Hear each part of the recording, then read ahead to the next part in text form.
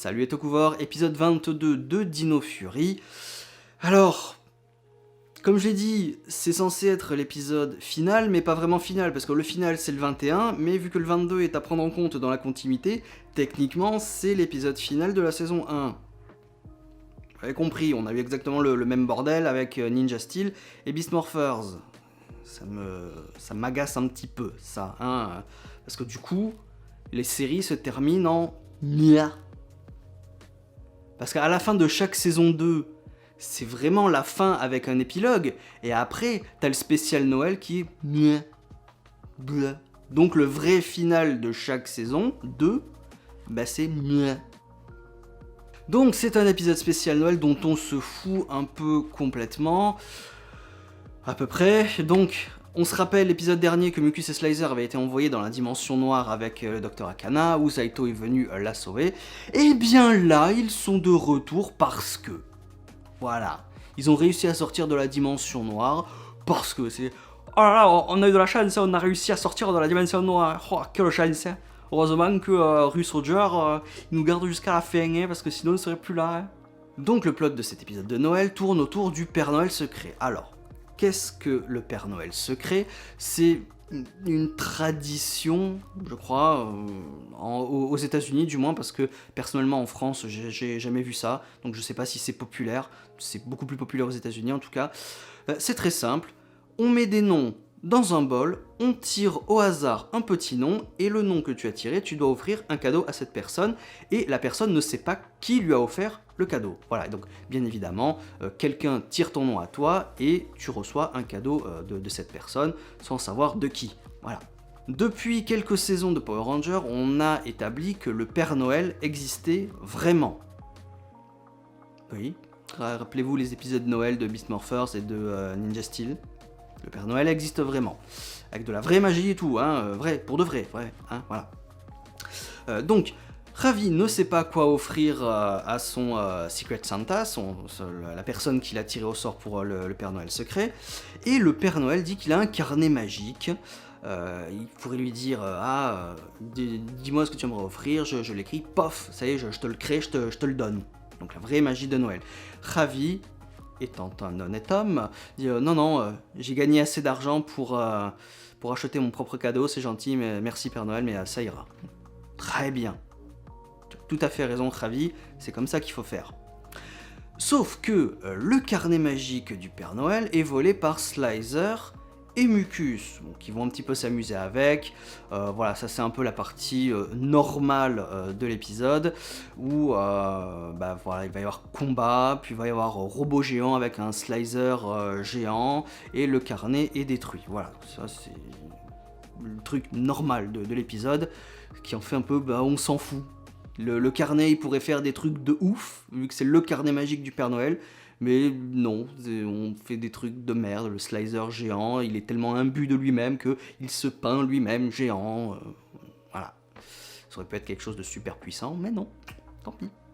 Et le reste de l'épisode, qu'est-ce que c'est ? Eh ben, c'est un clip show.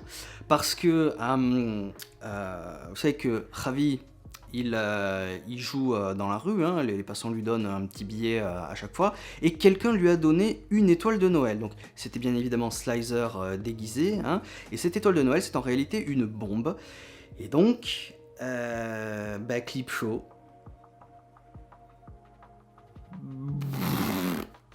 Voilà.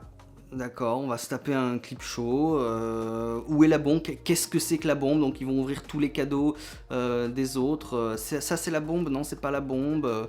Bon, au final, ils arrivent, ils tiltent un peu quand même. Et ils découvrent que c'est l'étoile de Noël qui est la bombe. Bon. Voilà. C'est tout. Ça n'a aucune incidence sur tout le reste de la saison. Bon, mis à part, oui, il y a la magie de Noël, hein, voilà, on offre à Ravi exactement ce qu'il voulait, c'est-à-dire une touche pour son clavier qui manquait. Hein. Je le dis pour le dire, hein, parce que cet épisode, j'en pense rien, c'est chiant comme la pluie, hein, donc voilà. J'en pense pas plus de cet épisode de Noël, un clip show et un combat normal. La seule véritable continuité qu'il y a, c'est que Slicer et Mucus sont de retour de la dimension noire et qu'ils mentionnent le fait que Void Knight a été vaincu. Donc c'est bel et bien l'épisode 22, c'est pas ce qui se passe avant. Les épisodes spéciaux, on essaye de les caser plus ou moins dans la série ou quoi que ce soit. Non, il n'y a pas à se casser la tête. C'est labellé épisode 22, c'est l'épisode 22, après le final. C'est pour ça que c'est... merde, Hasbro et Nickelodeon, à chaque fois, on finit sur des épisodes de Noël. Blah, voilà, je le redis pour la 7ème fois. Blah. On finit pas normalement des séries comme ça, sur des épisodes de Noël. Ça me fait profondément chier, tu vois. Après, un climax ou un cliffhanger ou ce que tu veux en guise d'épisode 21, pareil pour Beast Morphers et Ninja Steel, t'as un final correct avec un épilogue et à chaque fois, le Noël qui te plombe tout ce qui a été fait avant. Voilà. Donc, voilà. J'aime pas. Aussi bien que puissent être les épisodes de Noël et ou d'Halloween et ou sportifs spécial comme il y a dans Beast Morphers ou quoi, on peut pas finir une série ou une saison avec ça. Ça désamorce tout. C'est dommage. Et donc bien sûr, le Deus Ex Machina du Green Morphin Master à la fin du 21, c'était parce que il fallait bien un combat dans l'épisode 22 avec les Power Rangers, sinon ça peut plus s'appeler Power Rangers. Ou alors est-ce que le Père Noël leur aurait redonné leur pouvoir ? Peut-être, peut-être pas, on sait pas, de toute façon, c'est la Morphine Master verte qui s'en est occupée. Voilà, donc cet épisode 22, je suis désolé, l'épilogue est complètement décousu, mais à chaque fois ça me fait chier de finir une saison sur ces épisodes qui servent à rien, en plus un clip show. Voilà. Ben voilà. Donc, ma foi, je vous dis à l'année prochaine, du coup, parce que vu que ça va être sur Netflix, la saison 2 de Dino Fury, on va tout avoir d'un coup, normalement, je pense, peut-être, tous les épisodes d'un coup. Donc, on va essayer de pas se spoiler, je, en tout cas, vais essayer de vite les regarder le plus vite possible pour pas me faire spoiler, parce que je suis sûr qu'il y a des petits malins qui vont aller voir la fin immédiatement pour voir Lord Z, pour voir comment ça va se finir et tout ça. Certains, il y en a toujours. Donc voilà, je vais essayer de vite les bourrer le plus vite possible l'année prochaine pour pas me faire spoiler. C'est ça la raison numéro 1. Pas pour vous raconter, non, je m'en fous de vous raconter. C'est pour pas me faire spoiler. Voilà, je plaisante. Je plaisante, bien sûr. Je plaisante. Enfin voilà, donc espoir pour la saison 2, Lord Z, peut-être une origin story pour Lord Z, parce que techniquement, dans la continuité des séries télévisées Power Rangers, Lord Z, il n'y a pas trop d'origin story. On sait qu'il a été défiguré parce qu'il a touché le Zéo Crystal, mais c'est tout.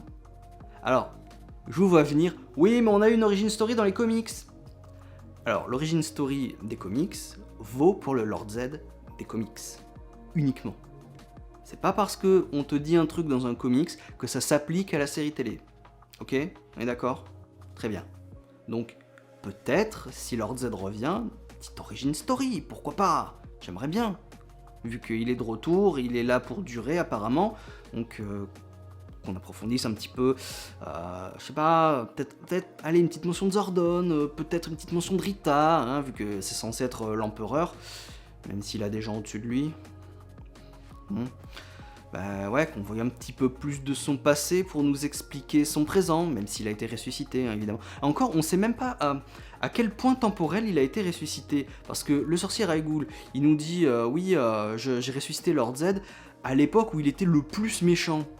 Mais c'est quoi l'époque où il était le plus méchant ? C'est il y a 10 000 ans ?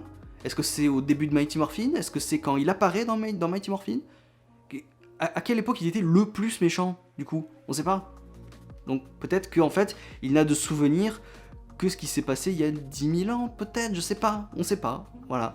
Peut-être qu'il se souvient même pas des Power Rangers, des Mighty Morphin en tout cas, parce que s'il a été ressuscité, alors suivez, s'il a été ressuscité à sa période avant sa rencontre, où il vient sur Terre pour vaincre Zordon et les Mighty Morphin, peut-être que techniquement, il les connaît pas encore, de ce point de vue temporel-là. Vous comprenez un petit peu ? Un peu flou. Ah bon. Voilà, donc espoir Lord Z, j'espère, pour la saison 2. Void Knight, Papa Amelia, oui, non, on sait pas. Centaura, boss final Eras, comme dans Rue Soldier, oui, non, on sait pas. De toute façon, on s'en fout de Centaura, il n'y a même pas eu de backstory. Backstory, bah oui, Void Knight, qui es-tu? On sait toujours pas, donc voilà.